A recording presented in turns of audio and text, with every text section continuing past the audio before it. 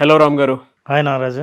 ఒక రిజెక్షన్ ఎందుకంత మనకి పెయిన్ క్రియేట్ చేస్తాను?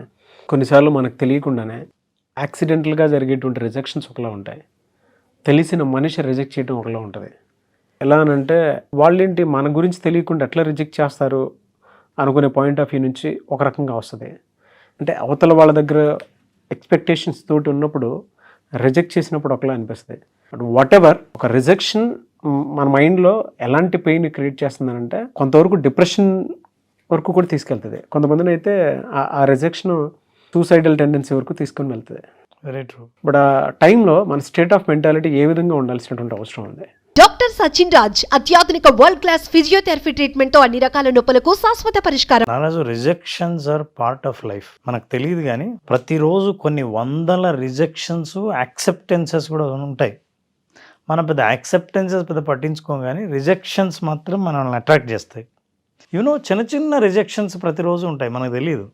ఫర్ ఎగ్జాంపుల్, ఇంట్లోనే ఒక కుక్క పిల్ల ఉంటే ఇలారా అంటే అది అడిపోతుంది, రిజెక్షనే. అవును. కొంతమంది చిన్నపిల్లల్ని కమ్ కమ్ కమ్ అంటే ఏడుస్తారు.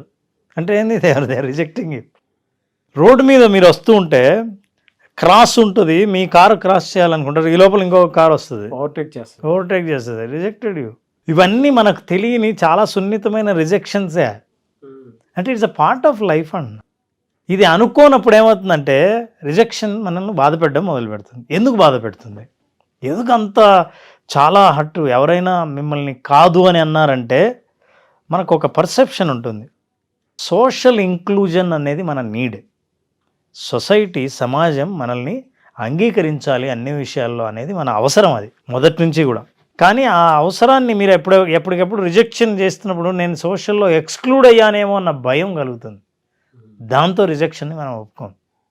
యాక్చువల్గా ఈ రిజెక్షన్ ఎంత చిన్నవి అంటే పట్టించుకోనట్టు ఉన్నవి పట్టించుకునేవి హర్ట్ చేస్తూ ఉంటుంది సార్.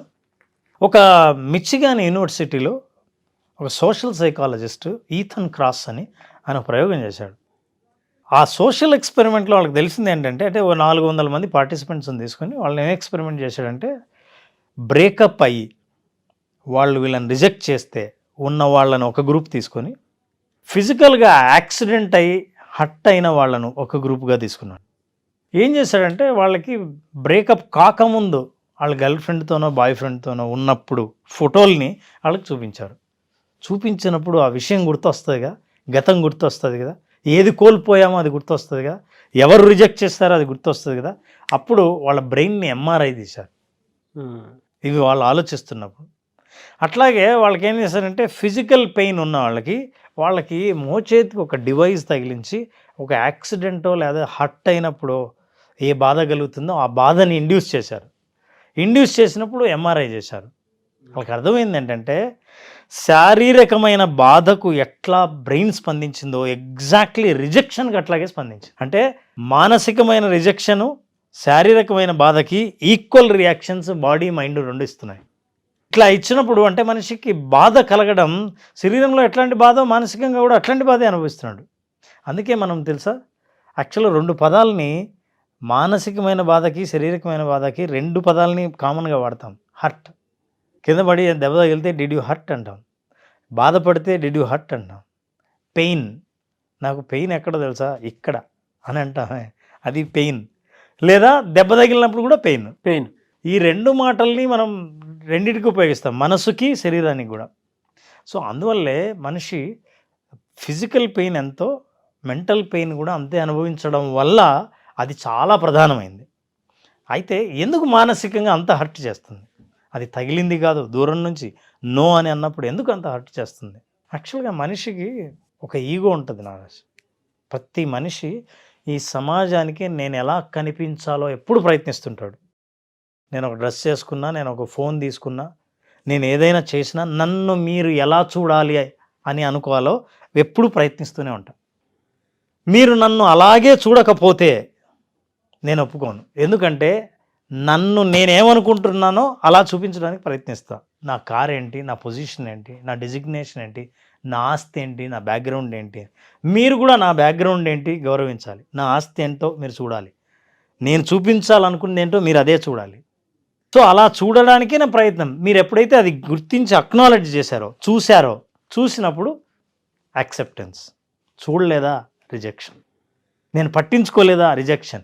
నేను నీ మీద ప్రేమ ప్రదర్శిస్తున్నాను, నువ్వు ప్రేమను చూడలేదు, రిజెక్షన్. యాక్సెప్ట్ చేసావా, అక్నాలెడ్జ్ చేసావా, యాక్సెప్టెన్స్. సో మనకంటూ మనం చేసుకున్న ఒక డెఫినేషన్ ఉంటుంది. ఆ డెఫినేషన్ అవతల వాళ్ళు అర్థం కాకపోతే అది బాధను కలిగిస్తుంది. ఇది అర్థం కావడానికి ప్రతిరోజు మనం ప్రయత్నిస్తూ ఉంటాం. అయితే చాలాసార్లు చాలామంది ఇలా డిఫైన్ చేసుకోవడం కోసం, ప్రదర్శించడం కోసం తనను తాను కోల్పోతూ ఉంటారు. అవతల వాళ్ళకి ఎలా కనిపిస్తే బాగుంటుందో, ఎలా అనిపిస్తే బాగుంటుందో, ఎలా వినిపిస్తే బాగుంటుందో ఆ ప్రయత్నం చేయడంలో అది మీ వాయిస్ కాదు, మీరు కాదు. ఏది, యాక్సెప్టెన్స్ కోసం. అందువల్ల ఇన్ని ప్రయత్నాలు చేసే నన్ను నువ్వు అక్నాలెడ్జ్ చేయకపోతే, రిజెక్ట్ చేస్తే నాకు పెయినే కదా. That's why people get hurt. మరి దీన్ని ఎలా హ్యాండిల్ చేయాలి? That's very important before now youth. ఈ రిజెక్షన్ అనేది at any age people face it. ఈ ప్రపంచంలో ఎవరైనా సక్సెస్ సాధించారంటే, టాప్ పొజిషన్కి వెళ్ళారంటే, బాగా డబ్బులు సంపాదించారంటే, బిజినెస్లో బాగా సక్సెస్ అయ్యారంటే, సేల్స్లో ఏది పిచ్ చేసినా సరే వాళ్ళు దాన్ని క్రాక్ చేశారని అంటే దీని అర్థం ఏంటంటే ఈ రిజెక్షన్స్ అన్నిటిని ఎలా ఎదుర్కోవాలో తెలుసుకున్న వాళ్ళు అయి ఉంటారు. వాళ్ళు ఎక్స్పెక్టేషన్స్లో ఉండేటువంటి పెయిన్ వల్ల రిజెక్షన్ ఎక్కువ ఉంటుందని అనుకోవచ్చు కదా. ఎగ్జాక్ట్లీ, దట్స్ వాట్ నేను when I'm presenting something my expectation is that you should see that. మీరు అది చూడాలి. నేను ఏది చూపించాలనుకున్నానో అది చూడాలి. నేనేం ప్రొజెక్ట్ చేస్తున్నానో అది మీరు గమనించాలి. మీరు గమనించకపోతే రిజెక్షనే. మీరు నాకు చెప్తుంటే నాకు కొన్ని కామన్ థింగ్స్, మీరే రోడ్డు మీద మనం వెళ్ళేటప్పుడు మనకు తెలియకుండానే ఓవర్టేక్ చేసి ఒకడు వెళ్ళిపోతూ ఉంటాడు. అక్కడ మనకి ఎక్స్పెక్టేషన్స్ ఉండవు. అండ్ క్యాజువల్గా మనం నడుచుకుంటూ వెళ్ళేటప్పుడు మనకి ఏదైనా నచ్చింది అని అంటే, ఏదైనా చిన్న పెట్, వాటికి సంబంధించిన పెట్ డాగ్ అయినా సరే, లేదంటే చిన్న పిల్లలైనా సరే, లేదంటే మనం చూసే థింగ్స్ ఏదన్నా, లేదా బాగుంది కదా అని అనుకుంటే తెలియకుండానే వాటి నుంచి మనం రిజెక్షన్స్ ఫేస్ చేస్తాము. ఈవెన్ మీరు ఇందాక అన్నట్టు చిన్నపిల్లలు కూడా, మా అబ్బాయిని నేను అది చేయరా అని అంటే వాడు నేను అనుకున్న కాకుండా ఇంకోటి చేస్తాడు. ఖచ్చితంగా మనం అనుకుని చేయలేదే అనిపిస్తుంది. ఈవెన్ మన దగ్గర వర్క్ చేసేటువంటి, అసోసియేట్ అయి పనిచేసేటువంటి మనుషులు ఎవరైతే ఉంటారో వాళ్ళ దగ్గర నుంచి కూడా మనకు తెలియకుండా ఒక ఎక్స్పెక్టేషన్స్ ఖచ్చితంగా ఉంటాయి. అది తెలియనప్పుడు కూడా, అంటే నోయింగ్లీ అన్నోయింగ్లీ కొంత రిజెక్షన్కి గురైనా కూడా దాన్ని తీసుకోగలుగుతాము.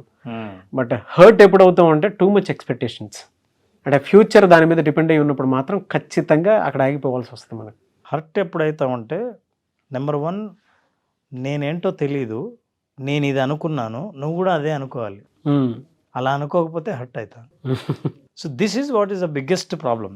నేను చిన్న పని చేసినా సరే ఆ పనిని యాక్సెప్ట్ చేయాలని అనుకోవడం వల్ల, అదొకటి రిజెక్షన్ అనేది పార్ట్ ఆఫ్ లైఫ్ అని తెలియని వాళ్ళు కూడా హర్ట్ అవుతారు.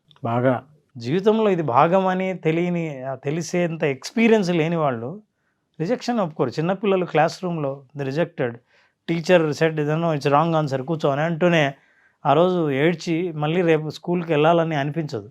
రిజెక్షన్ అక్కడ. ఆ రియాలిటీని యాక్సెప్ట్ చేసి ముందుకెళ్ళాలి అని అంటే మనల్ని మనం ఎలా చేసుకోవాలి? Number 1 you need to be honest with your self.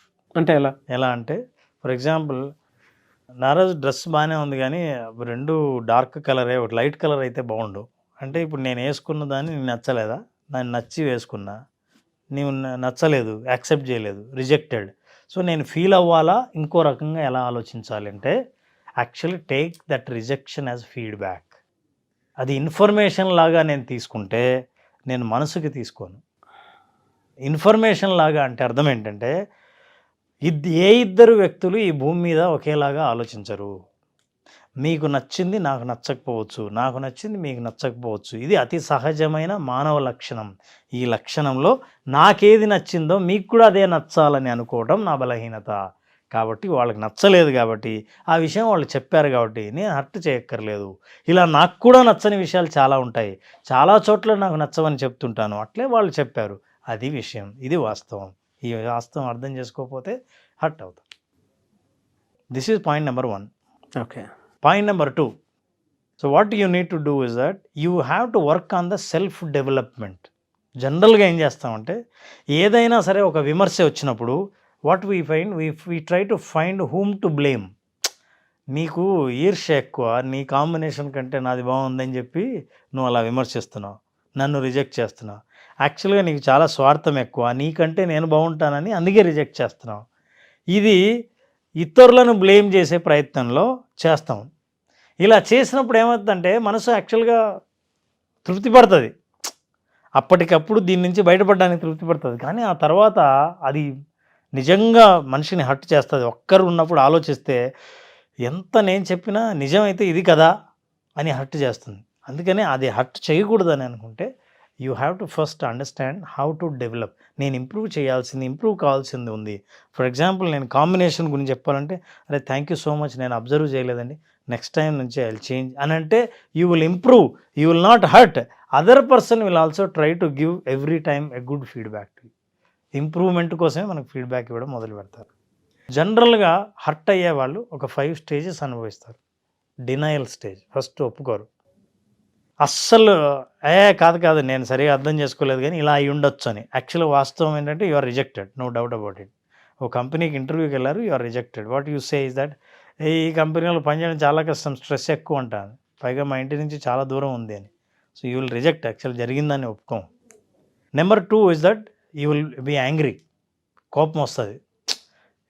చెత్త అసలు నేను అందుకే అప్పటి నుంచి ఆడ ఫుల్ రష్ ఉంటారు, అది ఇతను కావాలనుకుంది కొనుక్కోలేకపోయాడు, ఫుల్ జనం ఉంటారని, అందుకే నేను ఎప్పుడు పోను, అసలు రష్ అంటే నాకు ఇష్టం లేదన్నాడు అని దాని మీద ఒక నెగిటివ్ కామెంట్ చేస్తాడు. You are angry with other people, అసలు ఇలాంటి వాళ్ళని నమ్మనేకూడదు అని స్టేట్మెంట్ ఇస్తాడు, యాంగ్రీ అవుతాడు.